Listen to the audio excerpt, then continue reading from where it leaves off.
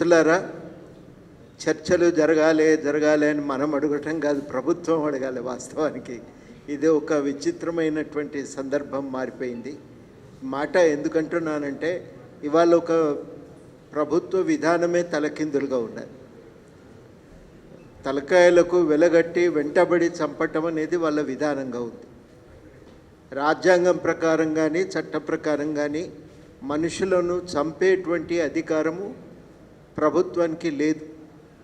వాస్తవానికి సుప్రీంకోర్టులో చాలా కాలం పాటు ఎన్కౌంటర్ల మీద కేసు జరిగింది.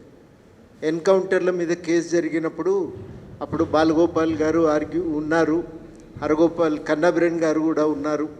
వాళ్ళందరూ కూడా అప్పుడు సుప్రీంకోర్టులో చెప్పింది ఏంటంటే ఆత్మరక్షణ కోసమైనా చంపే అధికారం పోలీసులకు ఉందా అంటే లేదు అనేది, చట్టంలో ఎక్కడ కూడా ఆత్మరక్షణ కోసం కూడా చంపే అధికారం లేదు అనేది చాలా స్పష్టంగా తేలింది.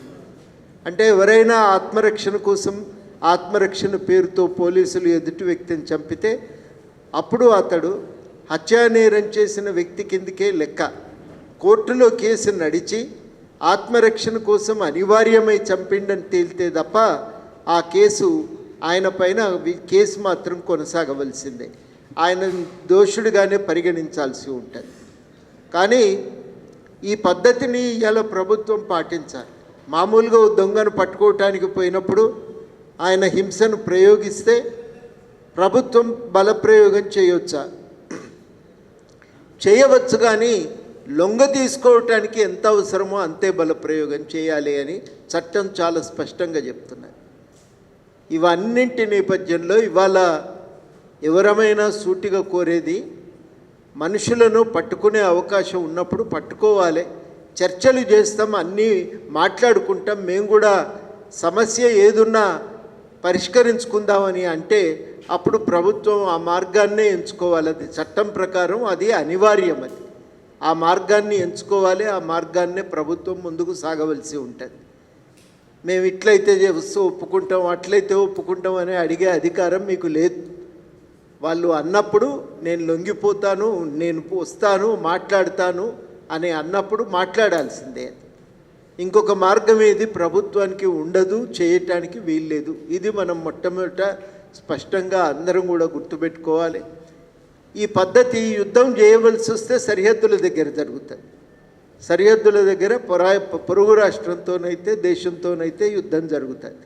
కానీ మన దేశ ప్రజలతోని ఘర్షణ ఎదురైనప్పుడు ఏం చేయాలి అంటే, మన దేశ ప్రజలతోని ఘర్షణ ఎదురైనప్పుడు ప్రభుత్వాలు ఎట్లా అనుసరించాలి అంటే చట్ట ప్రకారం అనుసరించాలి. ఇంకా కొత్త రూల్ ఏదన్నా మనం తయారు చేసుకుంటామా? చేసుకోవటానికి ఉండదు. నక్సలైట్లకు రాజ్యాంగం మీద నమ్మకం లేదు కాబట్టి నేను కూడా పాటించననే అధికారం ప్రభుత్వానికి లేదు.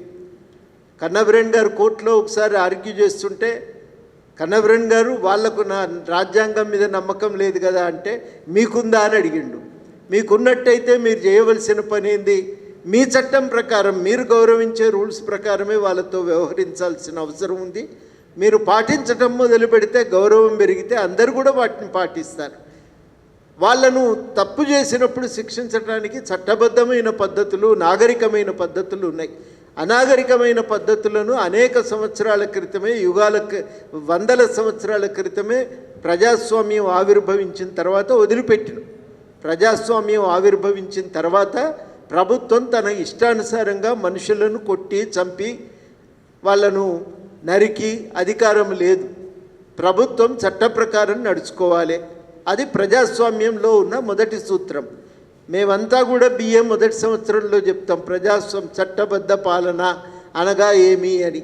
అంటే చట్టం ప్రకారం నడుచుకోవాలి. చట్టం ప్రకారం దోషి అని తేలే వరకు కూడా ఎవరు నేరస్తులు కారు. ఇవి ప్రాథమికమైన సూత్రాలు చెప్తాం. ఈ ప్రాథమికమైన సూత్రాల ప్రకారం ప్రభుత్వం నడుచుకోవాలి. ఇంకొక ఆప్షన్ ప్రభుత్వం ముందు లేదు. ఏకైకమైన ఆప్షన్ ఇది ప్రభుత్వం ముందు ఉన్నది. చట్టాన్ని పాటించటం, చట్టం ప్రకారం నడుచుకోవటం, చట్టబద్ధమైన పద్ధతుల్లో వ్యవహరించటం. ఇది ఎందుకు అవసరము అనంటే చట్టబద్ధంగా వ్యవహరించినప్పుడే ప్రజాస్వామ్యం బతుకుతుంది, నాగరికత పెంపొందుతుంది, మనం మనుషులుగా ఎదగగలుగుతాం, పరస్పరం గౌరవించుకొని మనుషులుగా మనం ఎదగగలుగుతాం. అందుకనే ఎప్పుడు కూడా ప్రజాస్వామ్యం అనేది మన ప్రభుత్వాల మీద ఉన్న బాధ్యత పాటించాలి, దాన్ని అనుసరించాలి, దాని ప్రకారం నడుచుకోవాలి. నడుచుకునేటువంటి ఏ ప్రభుత్వం అయినా మేము మాట్లాడతాం, చర్చలు చేస్తామంటే చర్చలే చేయాలి, వాళ్ళతో మాట్లాడాలి, పరిస్థితిని పరిశీలించాలి, చర్చించాలి, పరిష్కారానికి మార్గాలు వెతుక్కోవాలి. అప్పుడు మీరు ఏమేమి చెప్తారో మీరు చెప్పండి, వాళ్ళేం మాట్లాడతారో మాట్లాడతారు. ప్రజాస్వామ్య పద్ధతుల్లో సమస్యను పరిష్కరించే ప్రయత్నం చేయండి.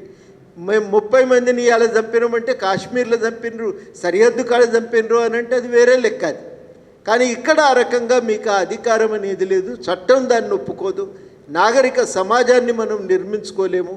అందుకని ఎవరమైనా చర్చలు జరగాలంటే జరగాల్సిందే, అది చట్టం ప్రకారం జరగవలసిన అవసరం ఉందని నేను భావిస్తున్నా. కాబట్టి చర్చలు జరగాలని నేను పట్టుబడతాను. హింసకు దిగితే అది ప్రజాస్వామ్యాన్ని దెబ్బతీస్తుంది. ఆ అవకాశము, అధికారము, ఆ బాటం ప్రభుత్వానికి లేదు, ప్రభుత్వానికి లేదు. అది ఆ పద్ధతి, ఆ తొవ్వలో పోయే అధికారం రాజ్యాంగం ఇవ్వటం లేదు. ఇది ప్రభుత్వం ప్రధానంగా గుర్తెరిగి చర్చలు జరపాలి, శాంతిని పెంపొందించాలి, సమస్యను చట్టబద్ధ పద్ధతుల్లోనే శాంతియుతంగానే పరిష్కరించే ప్రయత్నం చేయాలని చెప్పి నేను కోరుతూ నాకు ఈ అవకాశం ఇచ్చినందుకు కృతజ్ఞతలతో సెలవు.